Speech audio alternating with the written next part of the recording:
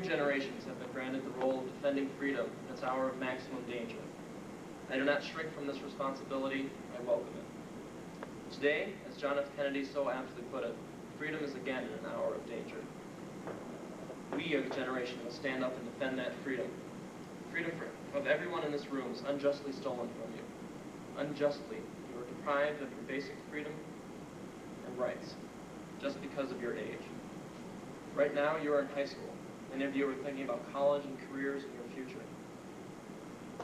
You are all bright individuals, competent and capable citizens in this nation. You are involved and knowledgeable about the political process of this country.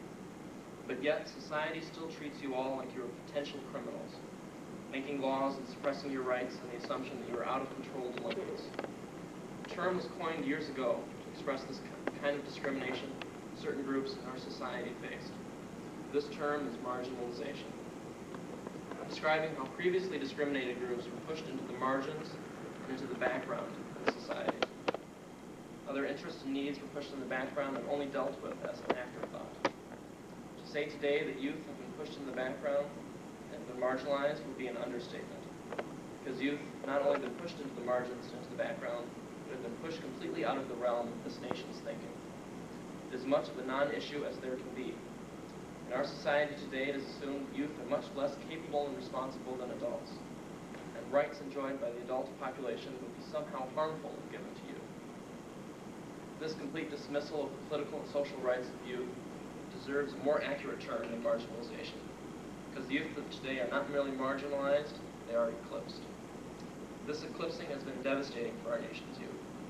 Youth have no voting rights or voice in their government, are burdened by unjust laws which specifically target rights and activities of people below a certain arbitrary age barrier.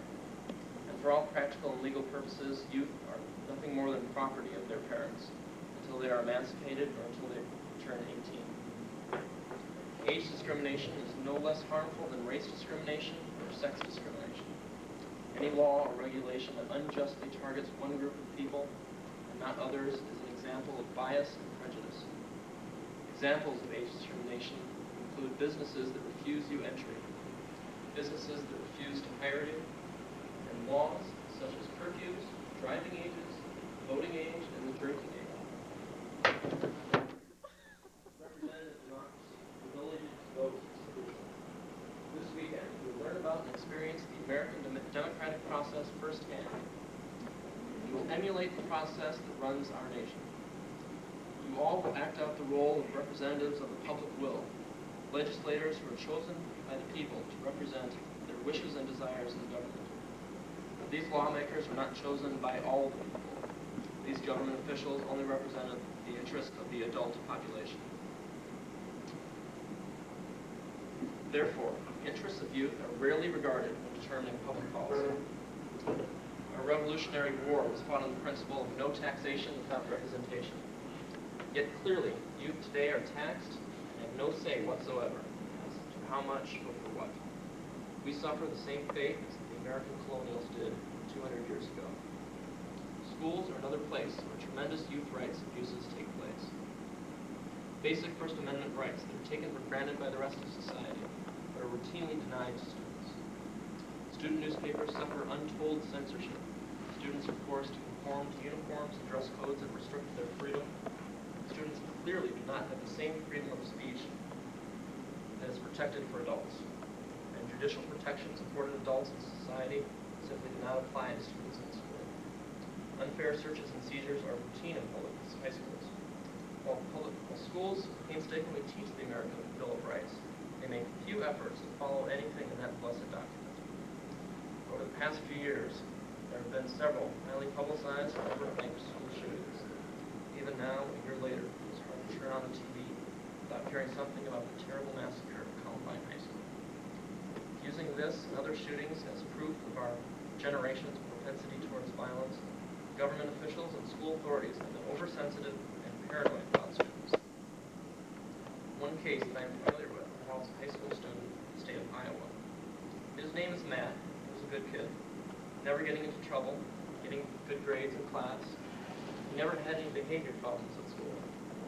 One thing about Matt, though, is that he was a bit different. He was was not a follower.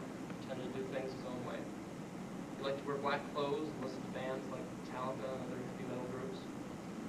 Last fall was Matt's birthday, and in anticipation of the big day, Matt started to count down at school, telling all his friends and people at school, 5 more days, 4 more days. Clearly an innocent, innocuous thing, but school authorities interpreted this countdown as a countdown to a bombing or a shooting. So with no evidence whatsoever, the school administrators suspended and finally expelled Matt from the school, only going on the fact that Matt was a bit different from the rest of the students. He had a countdown to his birthday.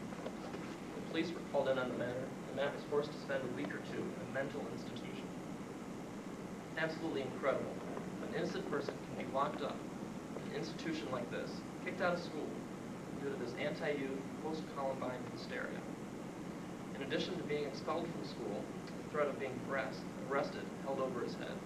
Matt's family was stuck with a several $1,000 bill to pay for the treatment that he was forced to receive in the mental hospital.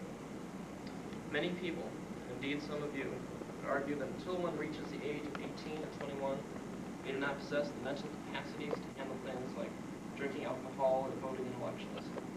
I disagree.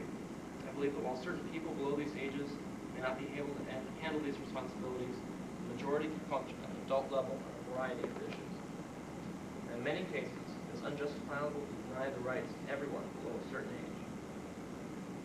This discriminatory line of reasoning has dominated our nation in the past decades and centuries. The case made against youth today is identical to the case made against blacks and women in past years.